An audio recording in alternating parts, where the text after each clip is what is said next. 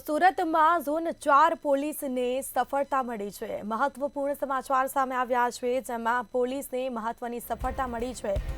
Zone 4ના પોલીસને આ સફળતા મળી। 6 કિલો ગાંજા સાથે 3 આરોપીની ધરપકડ કરી છે। 3 આરોપીઓ ઝડપાયા છે। પાંડેસરા વિસ્તારના દક્ષેશ્વર મંદિર પાસેની આ ઘટના સામે આવી છે। ઓટો રિક્ષામાં ગાંજાની હેરાફેરી કરતા હતા આરોપી। આખરે તેઓની ધરપકડ થઈ છે। પોલીસે બાતમીના આધારે આરોપીને પકડી પાડ્યા છે। તો પોલીસને બાતમી મળી હતી અને બાતમીના આધારે આરોપીની ધરપકડ કરી છે। પાંડેસરા પોલીસે ગુનો નોંધીને વધુ કાર્યવાહી હાથ ધરી છે।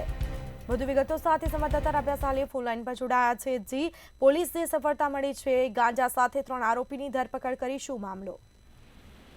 શ્વેતા, સુરત પોલીસ જે છે હવે ખાસ કરીને તમામ જે જગ્યાઓ પર ગાંજો કહો, ડ્રગ્સ કહો કે કેટલીક જે નશાકીય પદાર્થો કહો તેમને પકડવા માટે સતત મહેનત કરી રહી છે। કારણ કે સુરતના જે યુવાનો છે, યુવા ધનને બચાવવા માટે સુરત પોલીસ દ્વારા હવે દરેક વિસ્તાર જે છે, સુરત શહેરના સમગ્ર વિસ્તારોની અંદર જે છે કોમ્બિંગની સાથે સાથે કેટલીક તપાસો પણ કરવામાં આવી રહી છે અને ખાસ કરીને પોતાના સોર્સિસો જે છે એ પણ કામમાં લગાડવામાં આવી રહ્યા છે।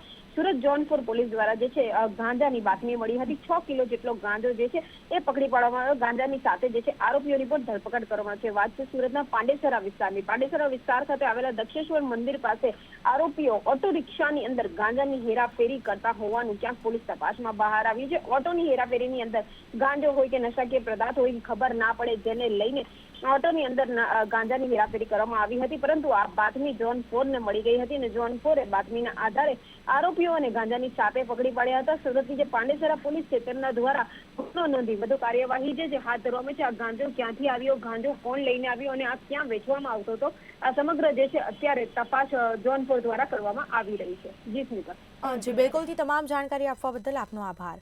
તો આ સાથે ઓટો રિક્ષામાં ગાંજાની હેરાફેરી કરતા આરોપી ઝડપાયા છે। પોલીસને બાતમી મળી હતી અને બાતમીના આધારે તપાસ કરતા આરોપીની ધરપકડ કરી।